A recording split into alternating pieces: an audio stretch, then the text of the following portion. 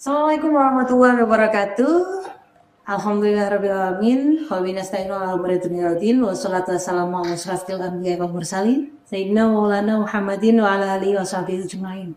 Pemirsa podcast UNU Pasuruan yang kami cintai, alhamdulillah puji syukur kehadirat Allah Subhanahu wa taala.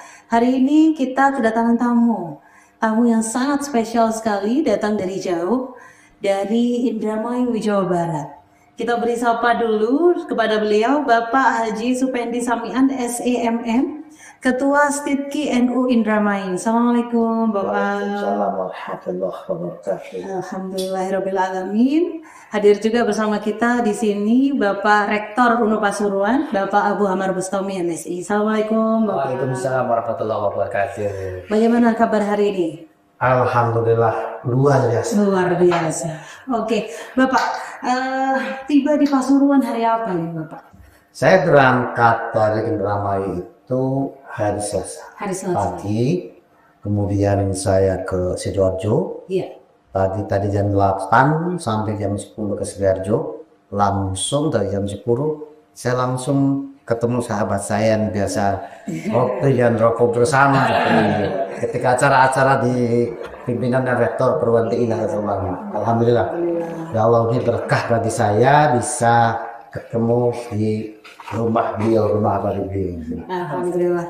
Kami ucapkan selamat datang sekali lagi di UNU Pasuruan. Kami sangat senang sekali kalau ada perguruan-perguruan tinggi yang ada di luar UNU Pasuruan yang bisa bersinergi dengan kami. Pada intinya seperti itu. Jadi sekali lagi kami ucapkan terima kasih atas kehadiran Bapak Supendi. Nah, ini sepertinya ada panggilan spesial. Nah, apa ini biasanya panggilannya? Kang Mian, Kang Pendi, Kang atau Pendi. Bang Sam. Jadi kita panggilannya enaknya apa ini? Bang Sam. Kalau dulu di perbankan, Iya. bahasa Ringkit, Iya. itu panggilnya Bang Sam. Bang Sam. Karena sekarang di NU ada Kang Sam, ada Kang Pendi. Dua-duanya ya oke aja lah. Untuk menambah keakraban mungkin kita akan panggil dengan sebutan Bang Sam. Kayaknya lebih asik. Alhamdulillah. Oke, datang dari Indramayu ke Sidoarjo, ke UNU Pasuruan, dan saya dengar sebentar lagi akan menuju ke UNU Blitar, ya? Ini sebenarnya dalam rangka apa nih, Bapak? Ini kan sebuah perilaku dari para ulama kita. Salah satunya Abdul Rahman Wahid, Kiai Haji Abdul Rahman Kistur. Kita itu kadang-kadang sesuatu yang tidak formal, hanya ngobrol begini, itu malah mendatangkan keberkahan dan ide-ide yang berlian. Kadang-kadang formalitas malah terjadi. Iya. Gitu loh. Iya. Jadi mudah-mudahan kali ini kita akan menghasilkan sesuatu yang manfaat. Iya. Karena memang Bu Syahiyat, Ketum PBNU, bahwa NU itu bawa catat membangun peradaban. Sayang sekali. Bagaimana Pak Rektor mendengar niat baik atau mungkin ini adalah niatan bersinergi dengan antara STIPKI NU Indramayu dengan UNU Pasuruan. Bagaimana kira-kira apa nih yang bisa kita sinergikan dari sisi akademik? Oh, betul. Jadi kami bersyukur, saya ucapkan selamat datang Kang Sam, Bang Sam atau Kang Sari di Universitas Nahdlatul Ulama Pasuruan. Memang betul seperti yang tadi sampaikan, kita mencoba untuk mengikuti ulama-ulama seperti Gus Dur, Kiai Yahya yang memiliki cita-cita yang cukup luar biasa untuk mengembangkan NU pada periode saat ini, yang sebenarnya ingin merawat jagat dan membangun peradaban. Jadi akhirnya dengan ngobrol kita santai memang ngobrol tanpa tema sebenarnya, karena niatnya dari silaturahmi, jadi memunculkan itu tahan.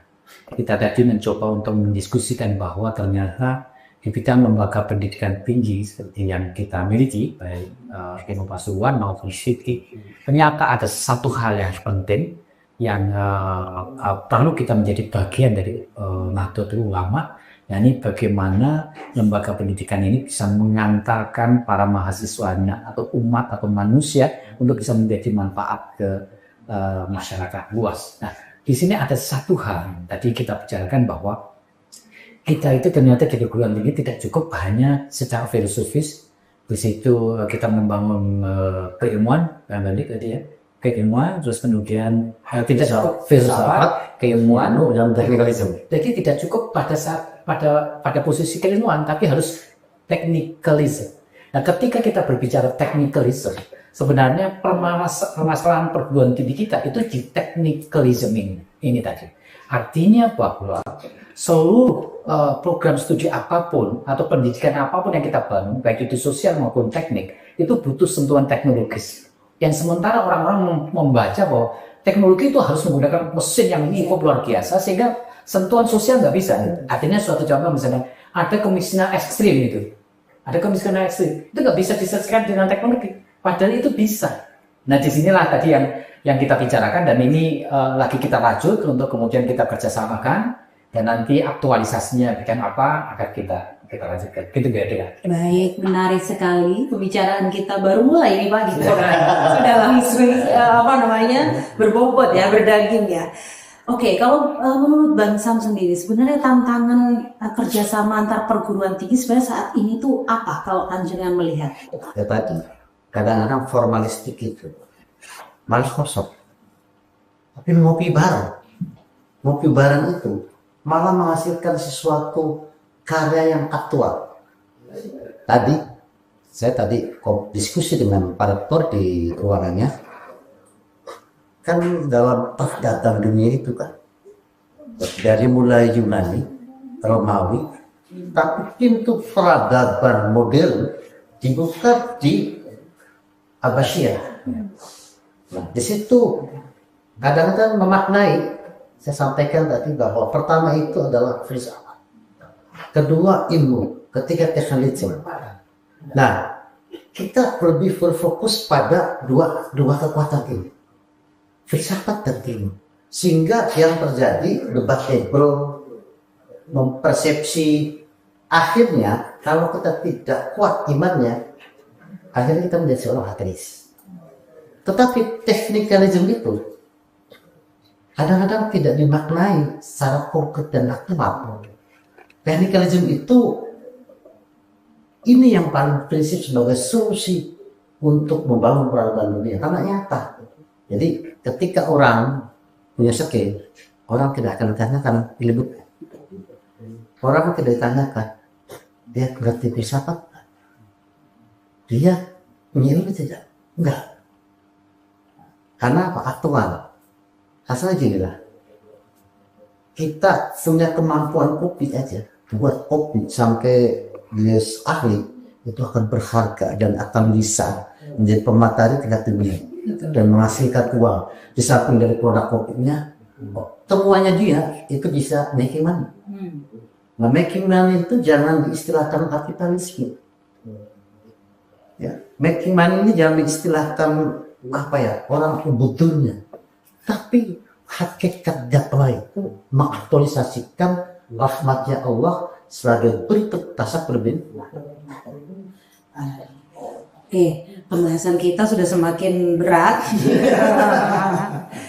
Oke, mungkin waktu kita tidak banyak pemirsa, karena ini juga masih ada kegiatan-kegiatan yang lain. Mungkin dari para pimpinan perguruan tinggi yang ada di hadapan saya saat ini, apa sih sebenarnya pesan-pesan atau yang ingin kita kuatkan bersama perguruan tinggi NU dari panjenengan berdua ini apa sebenarnya?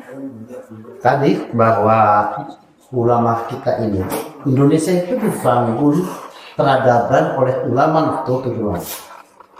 Ya. Indonesia itu NU Indonesia yang mengaktualiti peradaban besar itu NU adalah Kiai Abdul Rahman Wahid. Dia itu menyelesaikan problem kenegaraan tidak harus dengan hal-hal formalistik. Kunjung, ngopi, bergurau, selesai. Nah, yuk formula ini, habit kulturasi ini santai tapi tekun, sampai jelas. Nah, kita sekarang ini mari bangkitkan mahasiswa kita untuk mandiri. Pekerjaan adalah pilihan atau pilihan alternatif terakhir dalam mengambil keputusan hidup. Pekerjaan itu adalah pilihan atau alternatif terakhir sebagai pilihan hidup. Tetapi kita harus bangun mahasiswa kita ini, mahasiswa yang mandiri, yang manfaat, yakin Allah itu diberikan Allah itu banyak kekuatan. Genetika itu, takdir itu nyata. Kadang-kadang kita tidak mengetahui takdir kita sendiri, genetika sendiri. Sekarang ini kan sudah ada ilmu genetika, jadi mudah. Jadi takdir itu bisa dikejar. Tidak seperti dulu. Tapi orang ini luar biasa. Genetika itu kan di FI itu kalau berbasis keilmuan genetika itu puasa diri, tapi bisa genetikanya. Hari ini genetika dengan ke rumah sakit kita bisa lihat darahnya atau tulang susunnya. Oh ini genetika ini pasnya di kedokteran, pasnya di jurnalistik, pasnya di komunikasi, begitu.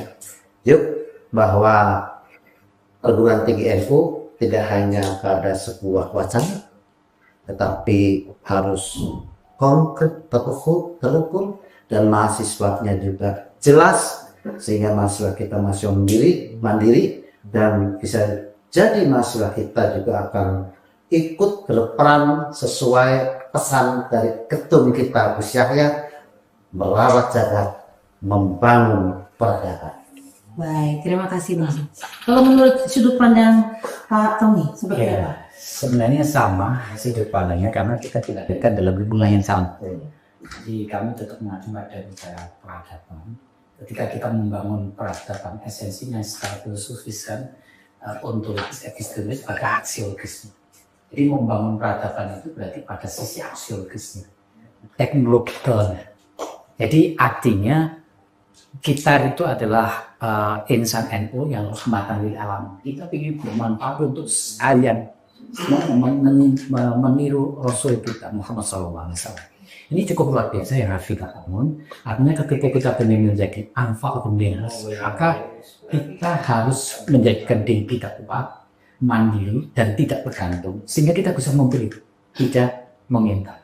Untuk bisa memberi, inilah sebenarnya yang harus kita lakukan, seperti yang tadi kita upayakan bersama seperti Pak dan Bang Sam ya.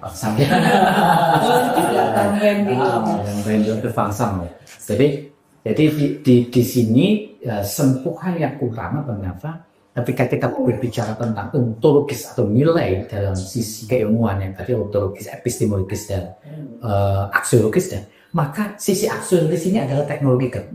Maka untuk ini, maka yang kita butuhkan adalah bagaimana kita mengembangkan teknologi.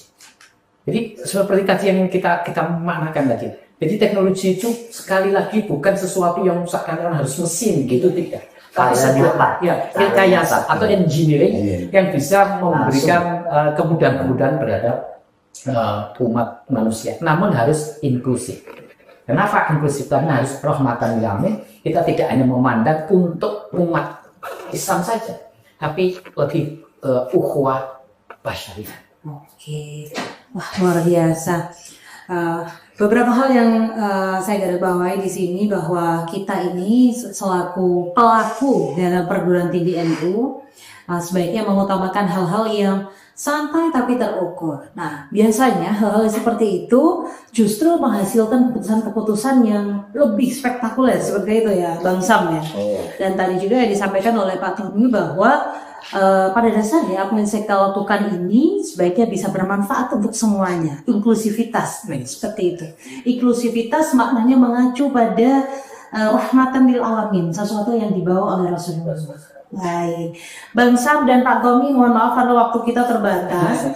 Saya berterima kasih sekali sudah hadir di podcast Unro Pasuruan. Mudah-mudahan next time, waktu-waktu di berikutnya kita bisa ngobrol-ngobrol lagi secara santai dengan topik-topik yang lebih luas, yang bisa menginspirasi seluruh insan perguruan tinggi NU, terutama untuk mahasiswa-mahasiswa kita. Sekali lagi kami ucapkan terima kasih. Mudah-mudahan sinergi antara STIPKI NU Indramayu dengan Universitas Nahdlatul Ulama Pasuruan tidak berhenti sampai di sini, melainkan selalu dikembangkan melalui inovasi-inovasi yang bisa memberi manfaat untuk seluruh umat. Terima kasih pemirsa podcast sudah menonton podcast kita hari ini, sangat spesial sekali. Saya akhiri. Allahumma fiqh ila qamitori. Wassalamualaikum warahmatullahi wabarakatuh. Waalaikumsalam warahmatullahi wabarakatuh. Terima kasih sekali semuanya. Cukup ya Pak ya? Iya.